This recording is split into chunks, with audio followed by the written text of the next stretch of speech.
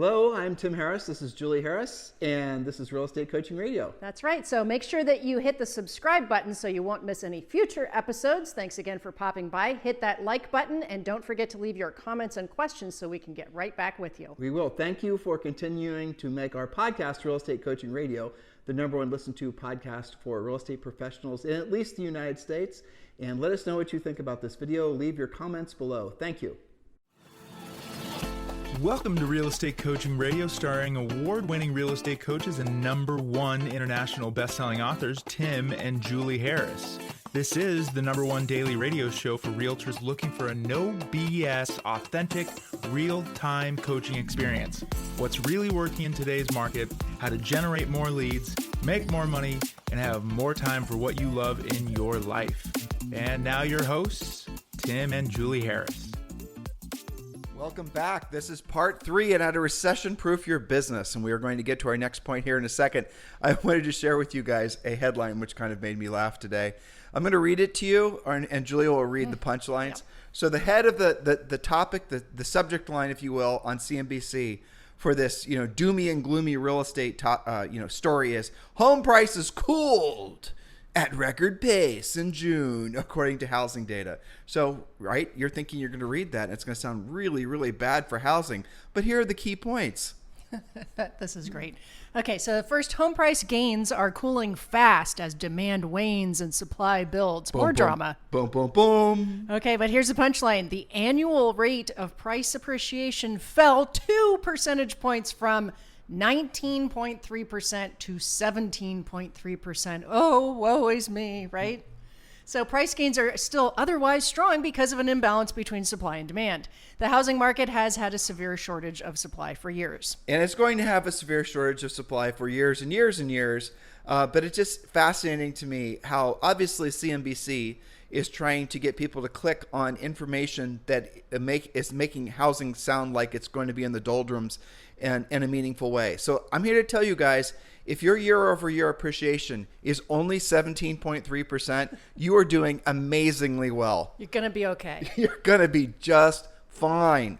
So don't be taking any of these headlines seriously. And when you do come across something that is obviously salacious, make sure you really drill down and find out what the motivation of whoever's writing the author or whoever's writing the article.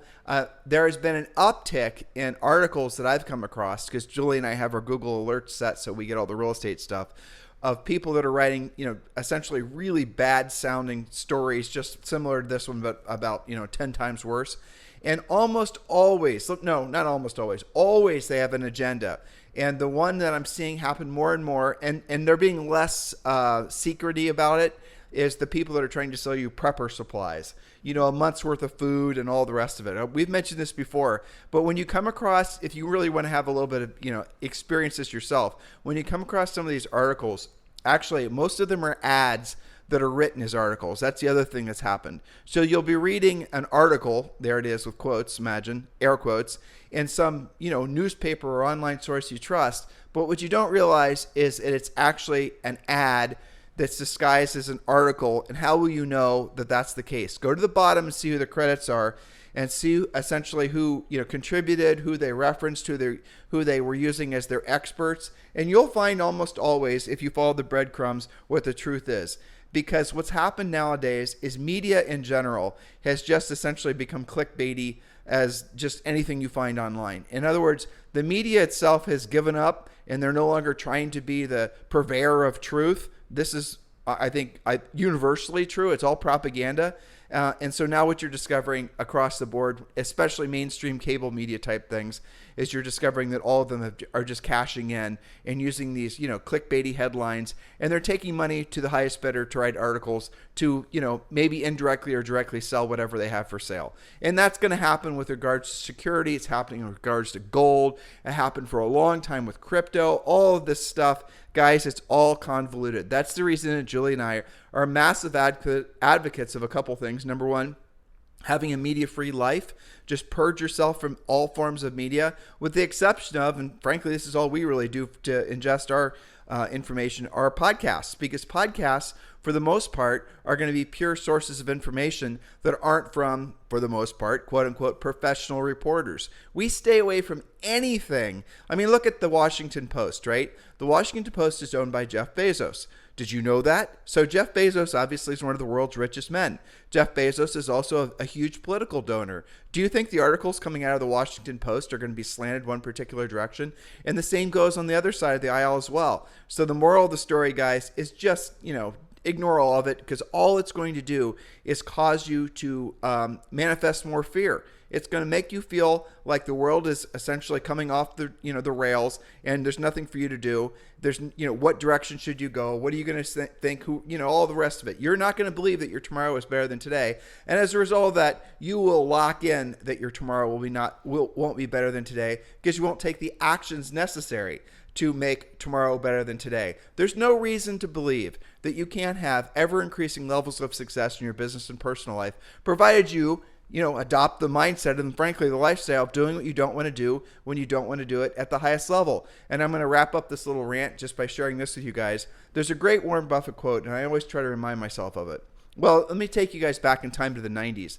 After Julie and I sold 100 houses our first year, Howard Brinton was going to make us, and did make us, Howard Brinton stars, which back in the day was, essentially you were being invited to be part of the royal family of real estate. It was a really, really big deal. But I remember he asked Julie and I this question, and frankly, I didn't understand the question because I don't follow sports. But he said, "What are you going to do to prevent sophomore slides?" And I had to have him explain to me what he meant. And what he meant was, it's not unusual for someone to have a great first year, but their second year is not so good. Sometimes you see that manifesting in real estate agents' lives. They'll have a great month and not a great month. They'll have a great quarter and not a great quarter. Well, I didn't understand what it meant. It didn't register with me. Now, fast forward to, and we did, by the way, didn't have sophomore slides. We increased our sales and our dollar volume and our profit from our real estate business every year for about 10 years, always selling between 100 and 200 homes per year. But let's fast forward to a Warren Buffett quote that I came around to realizing also it was similar to the belief of, essentially people can't have always increasing levels of success. Warren said that America loves to celebrate the comeback story. I, as in Warren Buffett, likes to celebrate the story of the person that created it, never lost it, and kept building it. I think that was really fascinating, isn't it? So how many of you believe that a recession is just something that all of us have to suffer equally, and that you're going to somehow lose whatever, financial security you built for yourself, and you're going to have to sacrifice, and you're going to have some sort of personal and professional austerity? What makes you think that has to be relevant to you? You can decide, especially because you're in real estate, to make this recession one of your greatest economic personal booms of your life, because you're willing to do what you don't want to do when you don't want to do it at the highest level. Yes, and by the way, you can't get fired, except if you make a seller mad, for example. But you don't have somebody that's saying, you know what, we're just going to downsize the company and all of y'all are laid off. You don't have that. You also have a tremendous advantage that you don't have to actually buy your inventory yourself, like some businesses do, dealing with supply chain problems and all the rest that we're hearing about. And you have a tremendous opportunity to realize that your value, what you get paid as a result of the work you do, is going up right along with real estate appreciation. I read an article that said, I think in the past, I can't remember if it was 3 or 4 years, but the amount that an agent makes per transaction has gone up something like 40%, which makes sense, right? Actually, Julie, there was a report, in addition to what you just said, that came out last week from National Association of Realtors. We definitely should do a pod on that. Yep. Okay, and they said the average agent's income went up by, it was a lot, like $16,000 year over year. And the number of transactions that, so this is the exact opposite of what the world's wanting us to believe about real estate and all the rest of it. Sure. And, why? Because people are, the news and the, purveyors of the truth, again, air quotes, are all trying to get us to believe for their own reasons that things are far worse than they actually are. Things are not worse than, they're fantastic. And this is another podcast idea Julie and I are working on. We've been, throwing this around for a while, but it's a great idea. If you compare life in general to the way life was 50 years ago, and then 100 years prior to that, and then you keep on going back in time, the quality of life we have right now is exceptional. and not just America, by the way, in the world, there is no mass starvation now that's happening. When Julie and I were growing up, there was legitimate mass starvation in Africa, but now there isn't any mass starvation. And the only time you ever hear about people, essentially being hungry in essence, is when the government has essentially put it in place, not because there's not an abundance of food and water and all the rest of it. And yet you believe, or maybe you are being led to believe, that there's some sort of huge problem in that regards. All of this doom and gloom stuff, the reason that it's so, I think, appealing to people without even knowing it is because you're wired to always seek out bad information for again, the sake of bettering yourself, to avoid any potential problems. And the story is basically this. So you're walking up to it's you and your little family, and this is, let's say 1,000 years ago or something, right? And you're in your, bearskin dress, or just, you get the idea, right? You're carrying your club, but you and your hairy family, right? Because nobody was shaving then. Okay, exactly. And you're walking up to a woods, and out of the woods walks another similar family. Now, what you're going to do is you're not going to sit around and talk about how beautiful the day it is and admire each other's, handmade bearskin outfits. What you're going to be doing is exchanging information about anything that might be lurking in the direction you're going, and they're going to ask you, did you obviously, have to deal with anything that might be threatening in the distance you just crossed, right? So that's what the conversation is going to be. It's going to be, hey, Bob, did you, come across anything that wants to try to kill you and your cute little hairy family? And then, Steve's going to ask you the same thing. You guys get the idea? That is our natural way that we're wired. It's part of our survival instinct. We exchange bad information primarily before we exchange good information. And you know what? That's a really good flipping thing. Where it becomes bad is when you're manipulated into believing that all there is bad information. What happens is a lot of people trying to sell you things, again, especially the media, they're trying to manipulate you into believing certain things so that your behavior will go in certain directions. You've got to step aside from that. You've got to realize how blessed you are. You are blessed to be alive right now. You are blessed to have a real estate license. You are absolutely blessed to be selling real estate right now during this transitional period, because the greatest fortunes of men and women are always made during the greatest times of change, of which we are definitely in one now. So do not allow yourself to absorb the fear, but do prepare yourself. And that's what this podcast series is about. It's about preparing yourself for the recession, which, by the way, it appears that we've been in since the beginning of this year. So, Julie, part 3, point number 11. Yes, and these are all simple but powerful points. So make sure that you're writing them down, and you can always post your comments and your questions if you're on YouTube, and we will get back with you. So point number 11, remember this is part 3. Point number 11, stop buying leads and anything speculative. If you can't track actual closings to it, actual closings actually made it to the finish line, well, why are you spending time and money on it? You can't count on the buoyancy of the market and fear of missing out, known as FOMO, to keep your momentum. You must be proactive. Remember the mantra, if it's meant to be, it's up to me. That's your new saying. Absolutely. Start leaning into becoming a proactive lead generator, and that's what we teach you in Premier Coaching. That's the primary focus that we help you guys to understand. Mindset-wise, you will feel powerful if you know how to generate your own leads and you're no longer beholden to buying your business. That is a real huge focus of Premier Coaching. Point number 12, Julie. Point number 12, every team member must be a profit center. No riders, only rowers. Imagine you're in that canoe, right? Who's actually rowing and who's just riding along? For example, your transaction coordinator and assistant, they also have centers of influence. Bonus them for being proactive and bringing you listing and buyer prospects. If they're licensed, of course, you can do a referral fee or some kind of bonus, but every single person on your team must be rowing, especially going into a recession. But remember, Tim, when I was reviewing these points with you, one of the things that came to mind was the things that you do as you're having your mini freak out about a recession.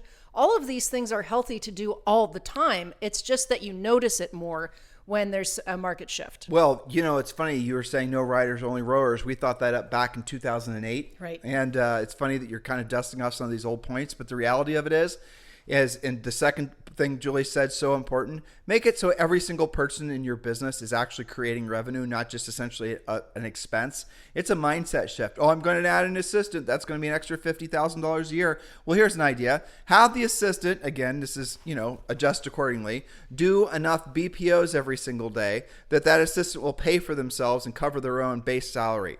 No riders, only rowers, especially in an economy like this. Every single person has to be earning enough money to earn the right to be on your ship. And if they're not, and I mean it in the literal sense, the marketing person, so contractors aside, right? So if you're contracting out like marketing for your home brochures or whatever, they don't count. But anybody that's on staff that's a recurring expense, they have to be offsetting the expense with their with generation of revenue. And you could hypothetically say, well, maybe you have some people that are working for you and they could maybe pick up some buyer sides.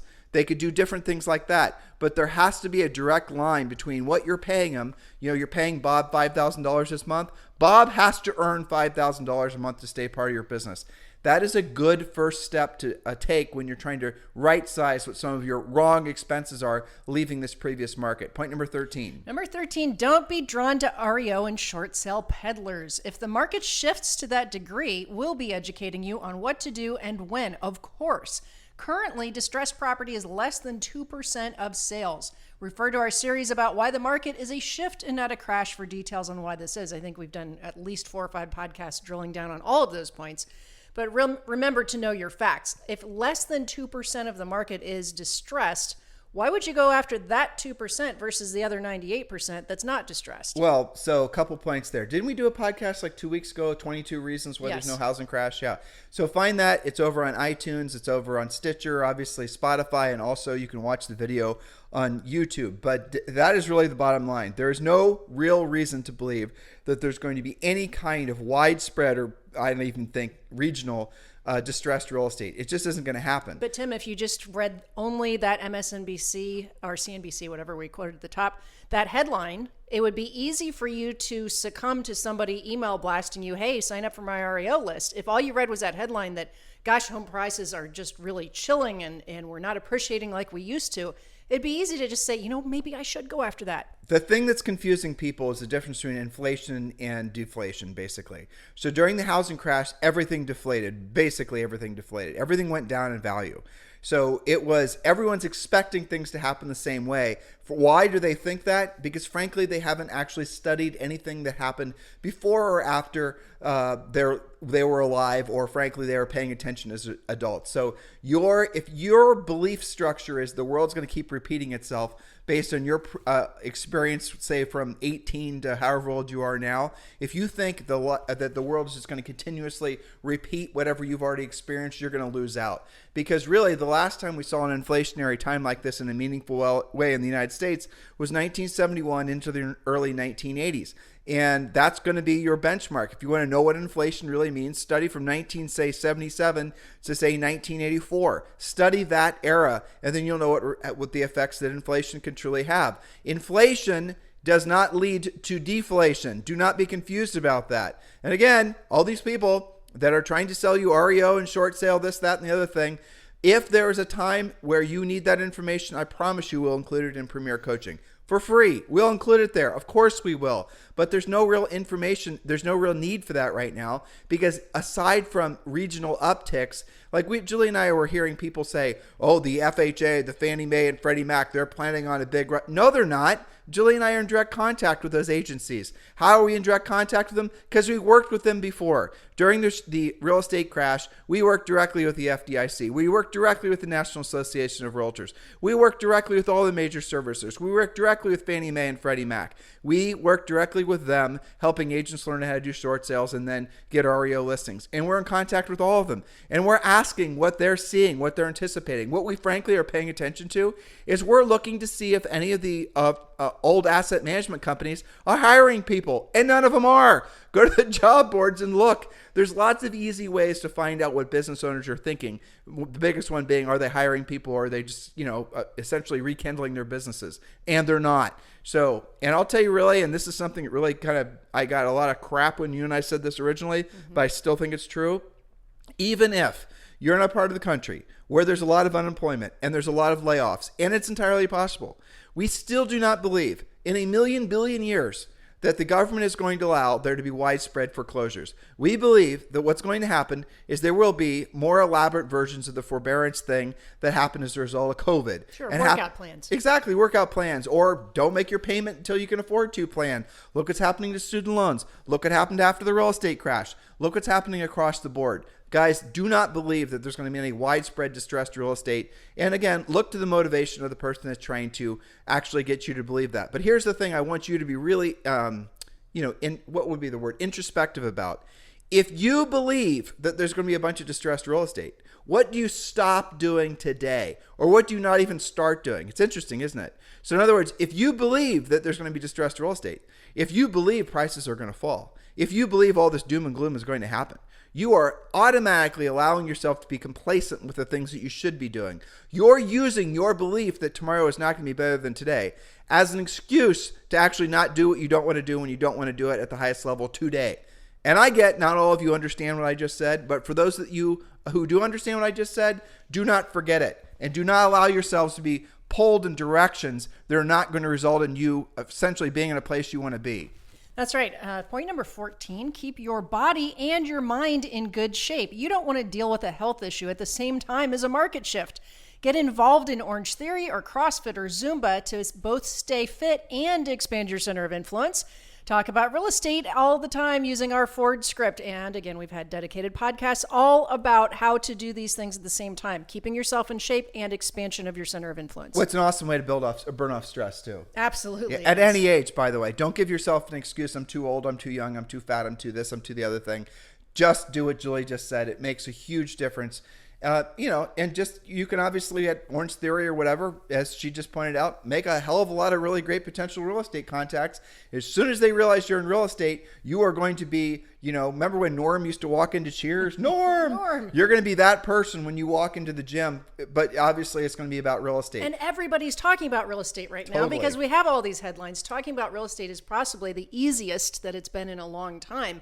And part of our job is to educate you, motivate you, and get you into action. We're using part of the podcast to educate you on the headline versus the truth. By the way, getting into action, thank you and welcome the hundreds of you, 450 in the last couple months, who have joined Premier Coaching. So welcome to Premier Coaching. For those of you who have not joined yet, what the heck are you waiting for? It is free for you to join Premier Coaching. You get objection handler scripts, you get listing presentations, you get our probate program, which we're about to launch hopefully this week.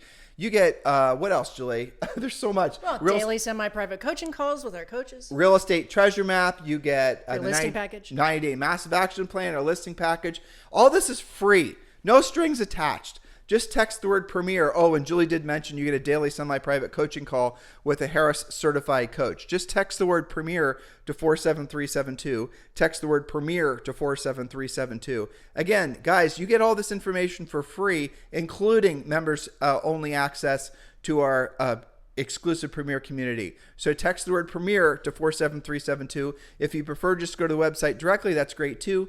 Just go to members.timandjulieharris.com, members.timandjulieharris.com. Do that urgently if you want to have a clear sense of direction going forward, because we are going to be entering into even more what will appear to be, well, what for many will be more of a stressful time because of the economy. You don't have to participate in that. You can actually thrive because of that when you have the skill set necessary. Remember, knowledge equals confidence, ignorance equals fear.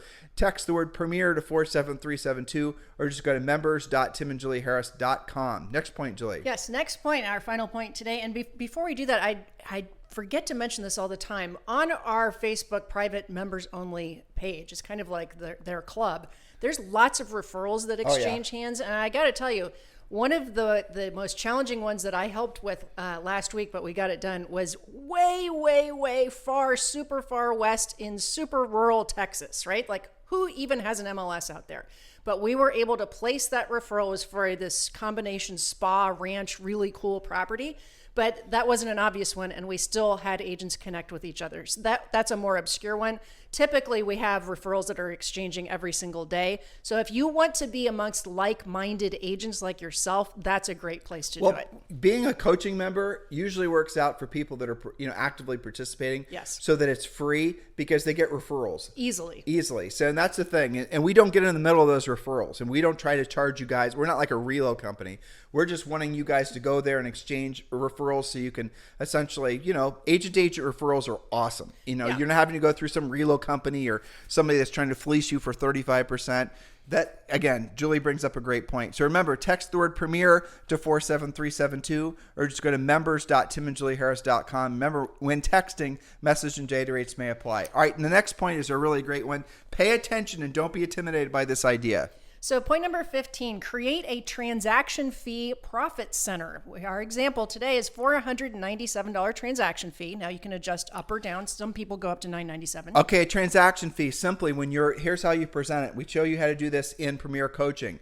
When you're meeting with the seller or with a buyer, hear what I just said? You do a sample net sheet. Yes, you do a net sheet for the buyer. And on the net sheet, you say transaction fee or whatever a correct way of referring to it in your state. Sometimes states want it to be called different things. But this is in addition to the commission. In addition to the commission, you can charge a transaction fee. So you're going to present to the seller a net sheet when you take the listing. You're going to present a buyer the net sheet when you get the agency and the buyer agency form signed. You're going to present them a net sheet. So you're disclosing what the transaction fee is going to be. When the deal is in contract, the escrow title company obviously includes that on the closing statements and basically makes it so that you're getting essentially paid twice. The loan officer on the buyer side is going to know about it. Everyone is going to know about it. It's nothing that's going to, essentially be a surprise to anybody.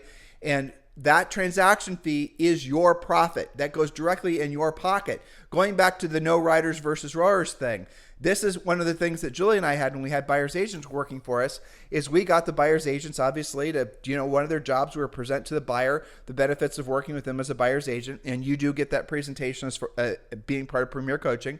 But we also then, the goal was getting the agency form signed and the exclusive buyer agency form signed and getting the net sheet signed. So the buyer's agents, we had 7 of them at one point. They were working with different buyers every single week, and they were getting all, and we would give them a small cut of the transaction fees as a bonus. But that was a great way for us to cover all of our hard expenses from running our real estate business. So we had 2 transaction coordinators. We had somebody that was a listing specialist. They were, on salary basically. But when you added up all the transaction fees, we're easily covering all of our hard expense just from the transaction fees from the volume of houses we were selling. Maybe that's too big of an idea for you. That's fine. You're selling 2 or 3 houses, per month, or 1 house per month.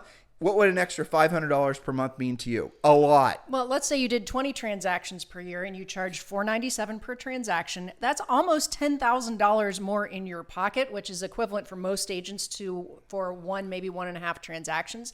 Now, if you're doing 50 transactions a year, like some of our elite coaching clients, that's at least $25,000. And, there are agents, depending on your price range and, what's going on in your market, you can charge as much as $997. We charged when we were selling real estate, mostly in the mid to late 90s into the early 2000s, we were charging $695. We experimented with $995, but fell back down to, $700, and that's where it stayed. We do know people that were selling essentially we're selling lower priced real estate. Maybe Julie and I knew one guy that was selling, his average sale price was probably like, 75 or 80 grand.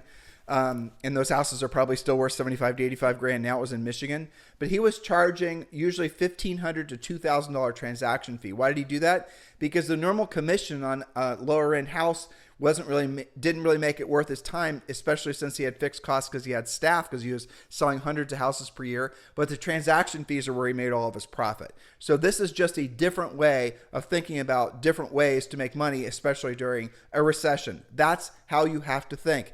And remember, guys, if you want a really great book, and no, we didn't write this one, but we strongly suggest, especially if you're a broker or a team leader, that you definitely want to read. It's called Profits Aren't Everything. They're the Only Thing. Profits aren't everything. They're the only thing. It's available on Audible and also obviously paperback. Julie and I we listen to it every single year when we're going on our walks. We listen to it together because it really does reel you back in on some of your thinking, because it's so easy when the economy is doing fantastic for you just to tack on expenses and even forget that you tacked them on, let alone holding them accountable to actually producing results, which goes back to one of the previous points we made. If there's not a direct line between effort and results, don't do it. Do not do anything that's speculative. Do not work on any sort of long-term projects right now. This is about focusing in on making money now. And that means if what you're thinking about spending money on, if you cannot, without a shadow of a doubt, validate that it's going to produce an actual profit of 3 to 5x of what you're spending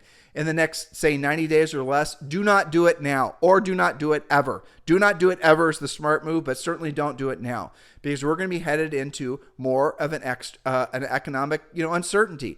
Don't be the person that has a bunch of fixed costs that you can't justify, and you're now having to play catch up, wishing you would have cut your expenses faster. That's the recipe for disaster. Smart agents are going to get ahead of it. Remember, hope for the best, but be prepared for the worst. That's what this whole series on preparing yourself for the recession is all about. In the meantime, your homework from this podcast or this YouTube video, however you're consuming us today, is definitely to join Premier Coaching. It's the next natural step for all of you. So text the word Premier to 47372. Text the word Premier to 47372, or just go to members.timandjulieharris.com. Remember, when texting, message and data rates may apply. Thank you guys for continuing to keep this #1 Listen to Daily podcast. If you're over on YouTube, please do like and subscribe to this video. We are doing our best to, frankly, call the herd of fake YouTube coaches, and we're trying to expose the world and of agents who are our flock, frankly, to the reality that you do not need to be fearful because of this market. You can actually make this market incredibly fruitful, provided you're willing to do what others aren't willing to do. And that's the bottom line. And that's where knowledge equals confidence and ignorance equals fear. In the meantime, you guys have a fantastic day. We're going to pick up on part 4 tomorrow. Or part 4, Julie, or part 3? Part 4? Yeah, part 4 tomorrow. Have a great day. Hello, thank you for having watched this video. Please remember to subscribe to our YouTube channel. That's right. And don't forget to hit that like button, leave your comments and questions below, and we will get right back with you. Thank you for watching this video. And remember to watch the next one. You're going to love that one.